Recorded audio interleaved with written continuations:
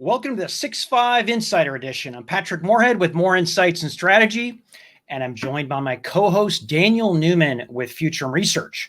On the 6-5 Insider Editions, we talk with the most influential senior executives in the technology industry. But before I introduce today's guests, I just want to say hello to my partner in crime, the famous Daniel Newman. How are you, buddy? Patrick, good afternoon. I am so excited to be here. I love the Insider Edition, our weekly show where we cover the 6 topics, 5 minutes deep analysis. Hopefully you're tuning in and listening to those. But these episodes, these Insider Editions, we really do pride ourselves on putting some of the most thoughtful executives across tech, and this show should not disappoint anyone. That's right. And with that, what I'd like to do is introduce our guest, who's actually more famous than Daniel and I, and that's Jim Anderson, CEO of Lattice Semiconductor. Jim, how are you doing? I'm doing good. Thanks, guys. Thanks for having me here today. I don't know about the famous part. I think you guys are pretty famous too, so I'm not sure I agree, but thanks. I appreciate it. Jim, there's Twitter famous and then there's industry famous. So we'll just leave it at that. But Lattice Semiconductor has been on quite the run. And, I have this little bit of a joke which says, hey, I don't always agree with Wall Street, but boy, what a turnaround, Jim. Very, very impressive. So thanks. For those listeners who may not be familiar with Lattice Semiconductor, can you talk a little bit about the company? Sure, yeah. And even if you're not familiar with Lattice, you're probably using our products every day in some way or another, and I'll maybe talk a little bit about that. But Lattice, our specialty, what we're really the world leader in is making very small, very power efficient programmable devices called FPGAs. And those devices are very important across just a whole bunch of different applications in the industry. And we've been doing this for a lot of years. Actually, over 35 years, we've been innovating in this space. So this is our DNA. This is our specialty. And we go into applications that are really important to all of us. So things like critical infrastructure, like 5G wireless infrastructure, things like servers that go into cloud and data centers, client devices that we would use on an everyday basis, consumer devices, automotive electronics. So a lot of really important applications that we go into. We actually have 9,000 customers. So we go, we're pretty broad, we're pretty pervasive. We've shipped 1 billion devices over the last 4 years. And like I said, you may not recognize Lattice as a household name, but chances are you're using our products on a daily basis. We're, just maybe a couple other facts. We're a worldwide company, traded on the NASDAQ, market cap of about 4 billion, but very innovative company. I joined a couple of years ago, and yeah, we're really excited about the potential and the future of the company. Yeah, congratulations, Jim, on all the success. It's been good to work with you throughout the planning stage of this podcast, watching what Lattice is doing and seeing the opportunities it has to contribute right now with all of the connectivity that is going on in the world, data, devices that require some sort of connectivity back to the cloud, back to the edge. And you guys really have carved out a really interesting niche. And by the way, it's been quite a run on the NASDAQ. So appreciate that. Thanks, Daniel. Yeah, I mean, it's been, as an industry analyst, Pat and I will say we don't do equities tracking, but we do talk about companies a lot in relation to their performance. And it's been interesting being at home and being able to actually follow CNBC and Bloomberg and this all day because we were always on airplanes. We just weren't able to constantly be watching what was going on. And boy, what a run this has been. And of course, it's been a crazy year with all kinds of uncertainty. But so I'd love to pivot here and talk to you a little bit about trends because, you heard me, I sort of alluded to, Jim, you guys being really carving out a niche and finding this opportunity. But, talk a little bit more about that. What trends is the company really leaning into and taking advantage of right now as it's servicing its customers? Yeah, sure. No problem. And, I appreciate you mentioning some of the progress that we've made too. Look, we do still feel like we're kind of in the early innings of, unlocking the full potential of the company. It's only been a couple years since I joined, but so we feel like we've got a lot of room to run. But in terms of some of the trends that we're seeing in the industry, one of the cool things about the type of products that we develop, because I've worked in the industry my whole career and I've sold a lot of different types of semiconductor products. What's really cool about FPGAs or Lattice products is they're incredibly flexible. They're programmable, so they can go into lots of different applications. So in a lot of cases, we see the trends right at the very beginning. We're getting designed into the early edge of some of the leading trends. So, a couple things that we're seeing in the industry. Number one would certainly be kind of the adoption of artificial intelligence across all sorts of different devices. And, when we engage with our 9,000 customers, what we're seeing is a lot of customers trying to figure out, hey, how do I add more intelligence, more decision-making to my devices, whether they're at the edge of the network, whether they're IoT or industrial IoT. And so adding more artificial intelligence algorithms into their devices to bring intelligence to the device. And what's great about that for us is actually our devices are really good at AI processing, specifically at inference processing, because inference algorithms are parallel and FPGAs can be programmed to be parallel. And so we're a really good match for that. So we're working with our customers on all sorts of different applications to bring more intelligence to their devices. And we bring both, not just the hardware, but we actually have software solution stacks that help our customers as well. That's probably one trend. The second trend that we're seeing is around security and around hardware and platform level security. So all of our customers are always very concerned about making sure that their systems and their platforms are totally secure and are always protecting their users' data. And, if you go back a few years, people were much more focused on security at maybe the software layer, right? So viruses and malware at the software layer, that's what people were worried about. Still, there's a big focus on that, security at software, but there's also a lot more focus now on security on the hardware and the firmware of the system to make sure that even the hardware and firmware are totally protected from malware and malicious attacks. And so, so we've developed some specific devices and software that protect customer system from potential attacks of the hardware and firmware, and make sure that that system is protected actually over the life of the system. In fact, we've got solutions that protect from when the system is first assembled through the deployment all the way through the end of life of the system. And so, I would say security, and especially hardware security, is a second trend that we see. And then, maybe if I picked a third one, we're seeing a big trend towards automation. And actually, it's interesting. I think the COVID-19 experience that we've all had over the last 6+ months has actually accelerated this trend towards automation, and automation across a lot of different industries. So I think we're seeing this acceleration of automation. We're designed into all sorts of industrial automation equipment, like robotics, for example. So we're using robotic arms for the precision motor control. That's for all the different little motors that are used in a robotic arm, industrial safety applications as well. So we're seeing I think an acceleration of trying to automate all sorts of industrial applications. And so that's something we're helping with our customers with as well.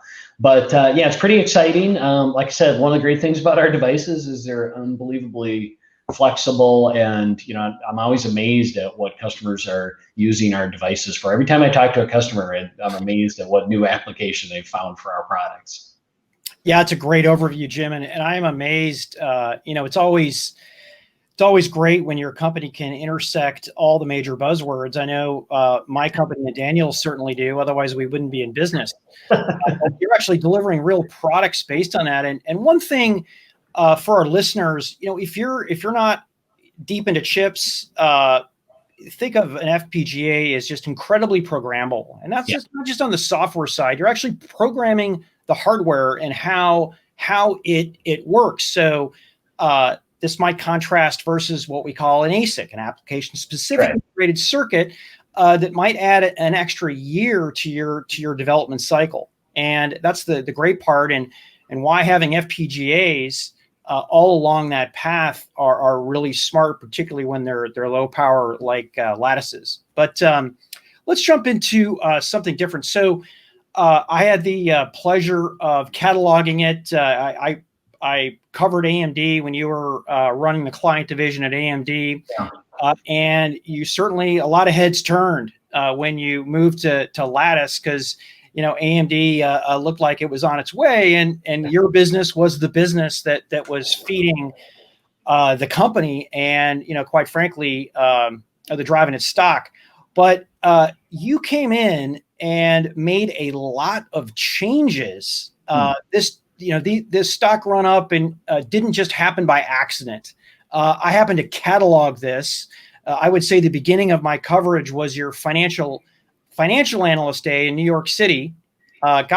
Last year, maybe 18 months ago. Seems like a long time ago, but yeah. No, I know. Where I think the way I characterized it is pretty much everything changed. Jim and his team changed everything. But without them having to read that Forbes article, can you talk a little bit about that?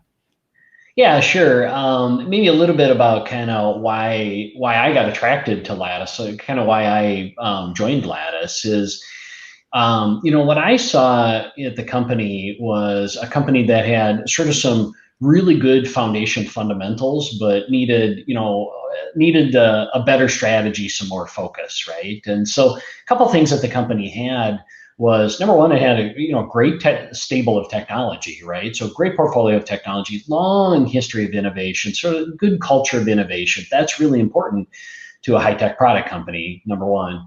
And then number two, the other thing that I saw and I knew from being in the industry is that the company had great customer relationships, right? It had, like I mentioned before, 9,000 customers, so really wide base of customers, and was really well respected by the customers. And so a couple of really good foundational pieces, but I felt like the company had a lot more potential and we could do a lot more with the company. And so we did make some changes, some pretty big changes early on, just within the first, say, especially 6 to 12 months.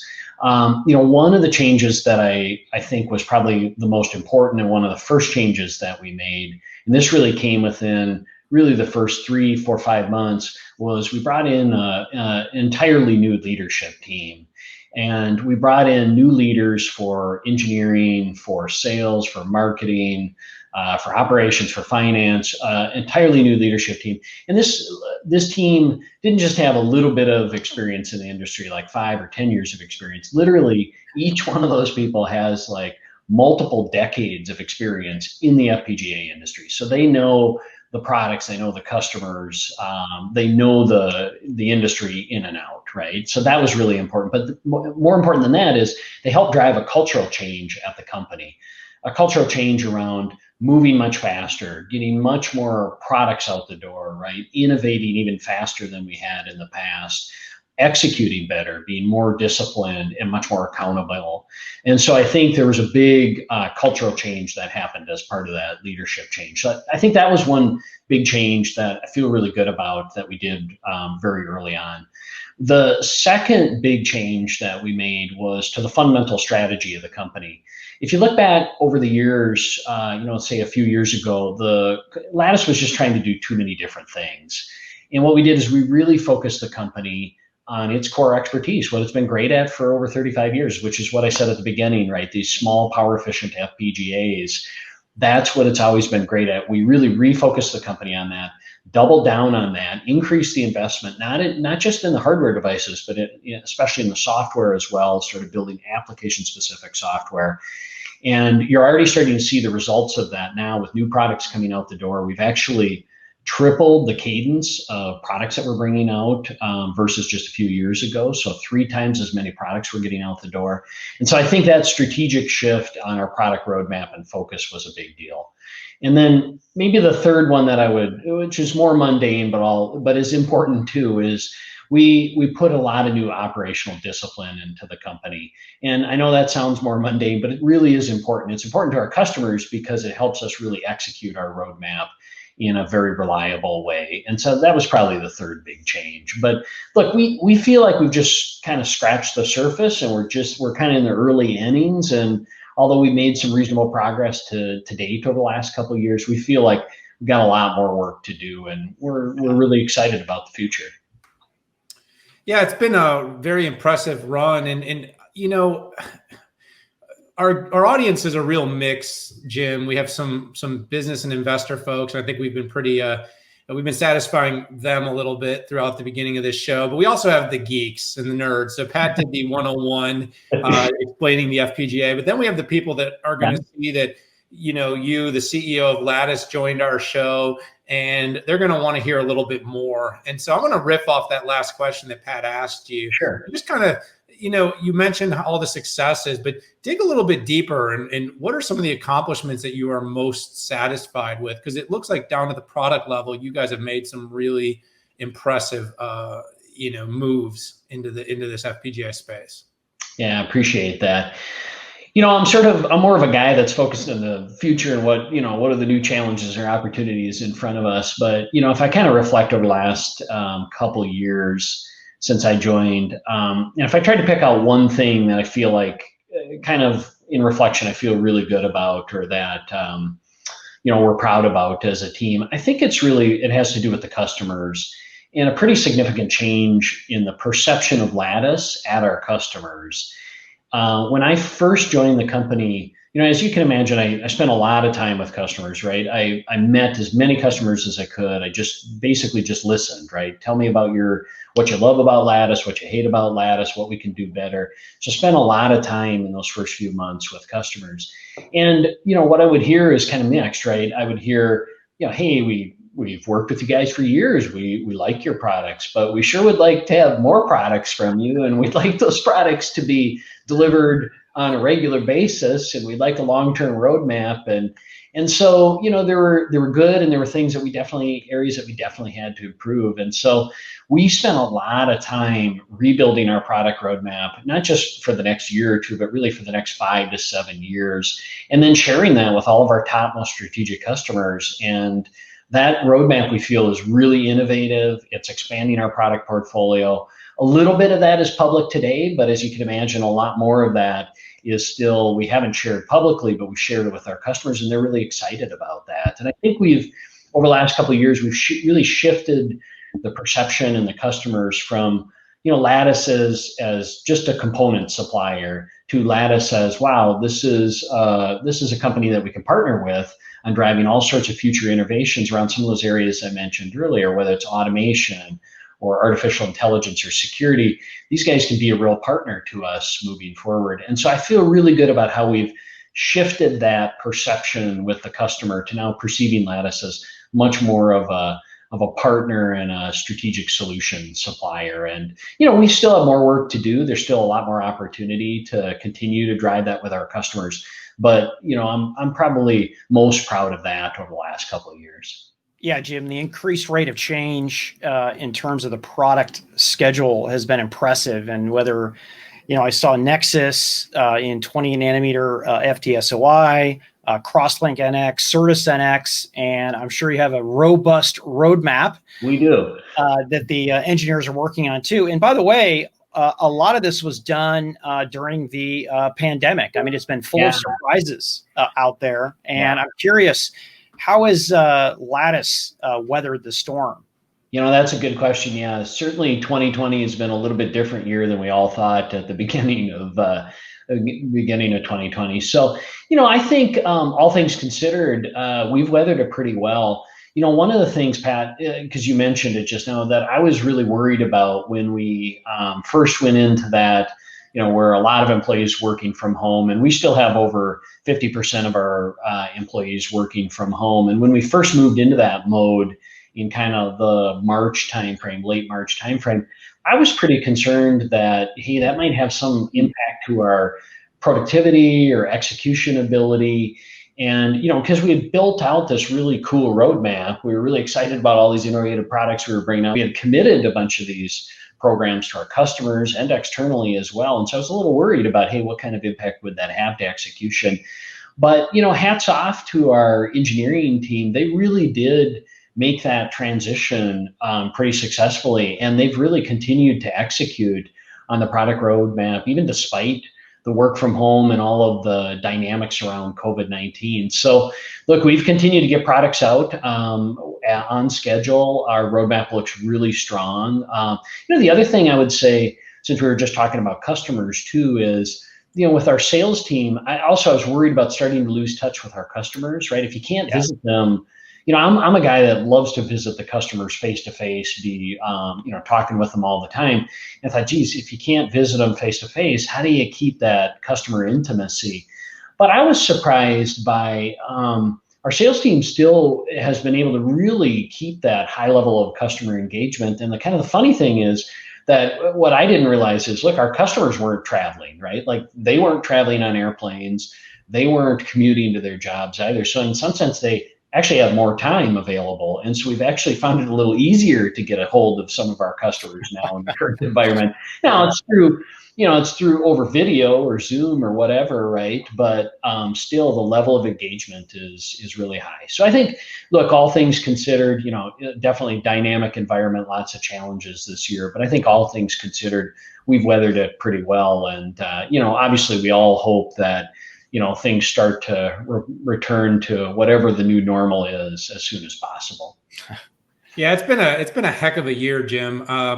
You couldn't have said it better. Patrick and I both talk all the time about how much we love to travel and go to events and see customers and get face to face. And then sometimes we, on our better home days, we say, I think I could do without this. I actually have come to realize that if we can do it on video and we can attend these events and participate in a big way, if we're able to, continue, the involvement from afar, let's do it. So, 2020 is going to be a year I think every one of us is going to look back at some point in our life and be like, gosh, I'm glad that year is over. But at the same time, for tech, it's actually been quite a boon.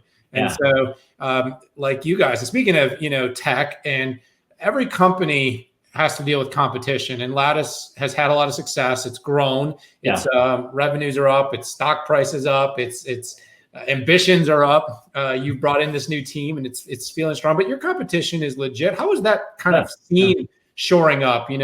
Companies like Intel and Xilinx are out there, all doing what you're doing. But I'm sure you guys feel like you've differentiated. Talk just a little bit about that competitive scene.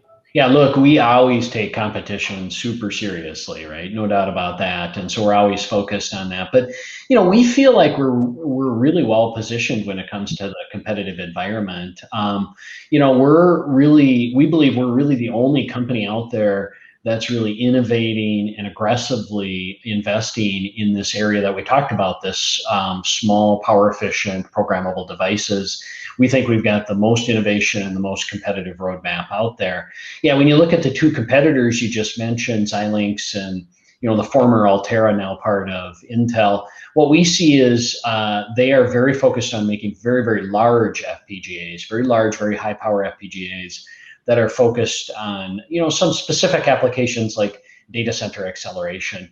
We're really focused at the other end of the spectrum on driving innovation on those small power efficient FPGAs. And that's needed by a whole bunch of applications that we talked about earlier, right? You can't put a 200 watt FPGA in an IoT device or an industrial IoT device, right? And so our FPGAs are kind of on the bleeding edge of driving this level of innovation for all those applications that need programmability, flexibility, and power efficiency. Actually, Pat knows from my former life that I love doing competitive demos, like side-by-side competitive demos. So at our product launch, our most recent big product launch that we did in December of last year, which was for our new Nexus platform. And Nexus, we're going to build a whole bunch of FPGAs based on this Nexus platform. We introduced the first device, and we did a side-by-side competitive live. These were live competitive demonstrations versus Xilinx and Intel devices that we would compete with that product. And a live demonstration, there's always a little risk in that, right? And so, but I love doing those standby or those side-by-side comparisons. We showed live that we demonstrated up to 75% better power efficiency in the devices we're bringing to market versus our two competitors. And look, 75% better power efficiency, that's a big deal to our customers, right? In most applications, actually power is kind of the primary system design constraint, or at least it's one of the most important design constraints. whether you're battery operated or even if you're plugged into a wall outlet, the power usage is important. And so to bring 75% better power efficiency and better performance is a pretty big deal. So look, we feel like we're pretty well positioned competitively now. But of course, we always take our competitors very seriously. That's something we're always watching. But we feel really good about the roadmap that we have in front of us. Jim, you always love to be working in a market or operating in a market where your competition isn't actually building new designs in the market that you participate in. And Intel and Xilinx are focused on different markets at this point. Yeah. So, I'd like to say it's a 3-horse race in low power, but right now it really looks to me like a 1-horse race. And listen, I cover multiple companies, but your other big competitors are controllers as well, right? Oh, microcontrollers and ASICs, although those aren't necessarily direct competitors. Yeah. Just to talk a little bit about, you mentioned microcontrollers. We are seeing, from a lot of customers that maybe used to use microcontrollers in the past, we're seeing a definite new level of interest in our products. And one of the key things that's driving that is one of the trends that I talked about earlier. So remember when I talked about artificial intelligence and people adding more intelligence to their systems, what we're seeing is where in the past they may have used microcontrollers for their systems. They're trying to add a lot more artificial intelligence processing, and AI algorithms are just inherently parallel algorithms. Yeah. And so an FPGA can be programmed to operate in parallel. A microcontroller is generally just a sequential processor. And so we're able to bring just a tremendously much higher level of performance for these applications at a really good power level. And so we're seeing, a lot of new areas where we can displace microcontrollers as an example now moving forward as well. So another place of, maybe competition beyond just traditional FPGA suppliers, but microcontrollers as well. So thanks for bringing it. I appreciate rounding that out for our listeners. What I'd love to do is we've got time for one more question. And Jim, you had talked about, hey, I'm really a futures guy about building the future. Let's look to the future. Our success is great over the last 2 years, but I really don't want to spend too much time on this. So can you talk a little bit about what the future holds for the company and your customers? And you hinted a little bit at it, but can you, dial it in and focus in on that? Yeah, absolutely. So look, we are really excited about the future of the company. I mean, it's been a couple of years. We've made some reasonable progress over the last couple of years, but again, we still feel like we're in the early innings. Like there's a lot more potential to be unlocked with the company and a lot more ahead of us. And so number one is we're really excited about the product roadmap. Our product roadmap is expanding the portfolio. It's driving a whole new level of innovation, and not just at the hardware level, but software innovations as well. We brought out a steady stream of new software capabilities, and we're going to continue to do that as well. So you can certainly expect a very robust roadmap of innovation and new capabilities that we'll be bringing out over the coming years. But, we're also, I mentioned customers, right? We're also really excited about the level of engagement that we have with customers. We don't think we've ever had this level of engagement kind of in the history of the company with our customers. So we're excited about that. But if you look at the type of applications that we're addressing, look, these are the type of applications that are going to change the way we all work and live over the coming years, right? Artificial intelligence, automation, cloud computing, automotive electronics, all these applications, we're front and center in these type of applications. And these are going to fundamentally change the way we work and live moving forward. And so we're really excited about that. So we feel like we've got a great roadmap, great customer interaction, and we're just really well positioned to help drive some of these big fundamental trends that'll change all our lives over the coming years. Yeah, Jim Anderson, thank you so much for spending this time with us and for giving us a little bit of a glimpse into the future, taking us a little bit down memory lane over the last few years. I think the past always sets precedent in many ways for what will be the future. And so it sounds like the foundational work has been done. The opportunity is starting to really become clear and evident. if there's a silver lining to everything that's gone on in 2020, it's that we've seen technology and digital transformation accelerate, which is obviously a beautiful thing if you're in the semiconductor space. Pat and I have said this on and on. I wrote a piece early in the year in Market Watch before the COVID pandemic, and I said in 2020, semiconductors will eat the world. And it actually, I had no idea how right on I was until we saw the actual ability for us to physically do anything on a normal basis all get moved into a digital environment. So thank you, Jim. The work of Lattice Semiconductor is certainly helping to lead the way. Thanks for the time, guys. Really appreciate it. Thank you so much. All right, there you have our show. I want to thank everybody for tuning in and spending some time with us, with Jim Anderson, the CEO at Lattice Semiconductor. What a great 6.5 Insiders, Pat. I know. It was great. I've been trying to get Jim on here forever, and there he was. So yeah, he did a great job. And, it was just really enjoyable. It's always really interesting when someone that has both that technology chops and the business chops to lead a public company and to kind of get the perspective of what's being built, where it's going, and what it means. So anyways, for everyone out there that enjoyed this show, we'd love for you to hit that subscribe button, hit those social media buttons, share this show, get the word out, let everybody see and hear from Jim and, of course, from ourselves. We always really appreciate all of our listeners here at the 6.5 podcast. So hit that button, subscribe to our show. We've got more weekly episodes coming. But for this episode of the 6.5 and the 6.5 Insiders podcast, Patrick and I have to say goodbye for now, but we'll see you really soon.